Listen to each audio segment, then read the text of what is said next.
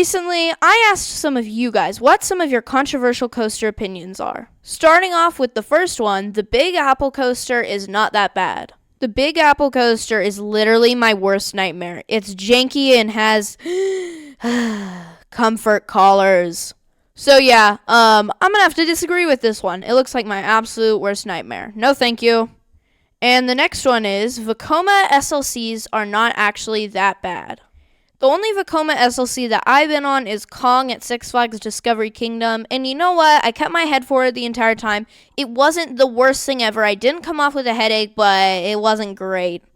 After I got off Kong, I was like, you know what? That really isn't that bad. I could probably do some more of those. But I've had 2 more opportunities since then, and I have not taken them. And the reason why is because, you know what? I just don't want to put myself through that. I don't want to purposely go on a coaster that I know I'm going to hate and be an absolute pain afterwards for the credit. Because, why? It just doesn't make sense. So I think for this one, I'm going to have to disagree. And the next one is, Mack is better than RMC. This one's going to get some people angry.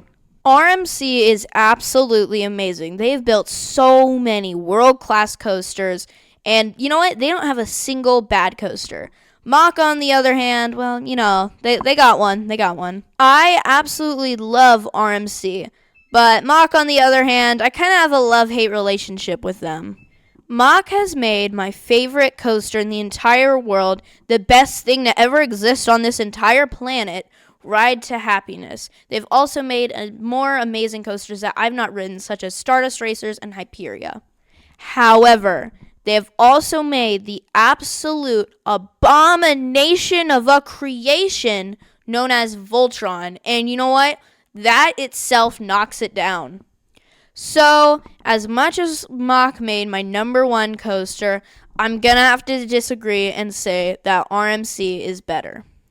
The next one is that Velocicoaster is the second best Jurassic-themed coaster, basically saying that Flying Dinosaur is the best Jurassic-themed coaster and better than Velocicoaster, which I don't agree with. I've been hearing a lot of complaints lately about Velocicoaster being rough, which I don't know what is wrong with those people because that ride is glossy smooth. And some of those people are saying that Velocicoaster is rougher than Voltron, but those people are most likely trolling me. So this isn't saying that I don't like Flying Dinosaur. Obviously, I haven't been on it, but it still looks amazing, like one of the best B&Ms out there. But come on, Velocicoaster is one of the best coasters in the world. I'm going to have to disagree with this. And the next one is, Monster Mansion is better than Splash Mountain. Now, this one's kind of hard because obviously Splash Mountain isn't around anymore. Now it's known as Tiana's Bayou Adventure. But yeah, I haven't ridden either of these, but I'm still going to have to disagree. So, I've been wanting to talk about this on this channel for so long, and you know what? This is kind of my own controversial opinion, but I think Monster Mansion looks like the most overrated, weird ride in the world. Listen, I get that it's a classic, but still, it's just weird. It looks weird. Like, there's all these weird animatronics. Maybe it has a charm to it. I can't really say. Obviously, I've never been on Monster Mansion, never been to Six Flags Over Georgia. I would love to at some point, but it just, I don't know. It just looks not that good. So I'm going to have to disagree. So the next one is that Stardust Racers Yellow is better than Stardust Racers Green. I am definitely not qualified to talk about this because I've not been on either side of Stardust Racers, and I don't even know how this is a controversial opinion, so moving on. And finally, the last one is that B&M is one of the worst manufacturers. This original comment stated some of the reasons were that they make boring rides, terrible restraints, and rough rides. This is the opinion in the video that I disagree with the most. B&M is so underrated. Some of the people that like hating on B&M will say that B&M is boring and mid. They make boring rides, and they go even as far as kicking them. They also will say that the restraints, especially the vest restraints, are really constrictive and they really get you tight in there, and that's very uncomfortable.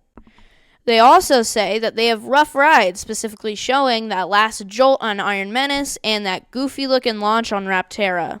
However, I disagree with all of it.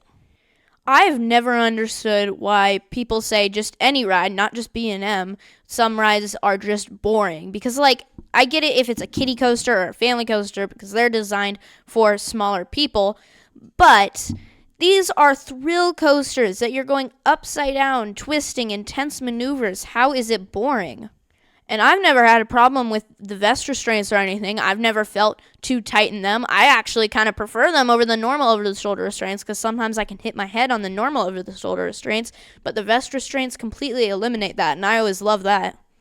And lastly, I have never had a problem with rough B&Ms. I have never come off a B&M coaster with a headache except for Silver Star, but that's different because that's a vibration rather than a shake, which is what most of them have. And with that is it for this video. Thank you to everyone who commented on the original post telling me your controversial opinions. There were definitely some controversial ones in here. So, if you liked this video, then make sure to like and subscribe, and bye!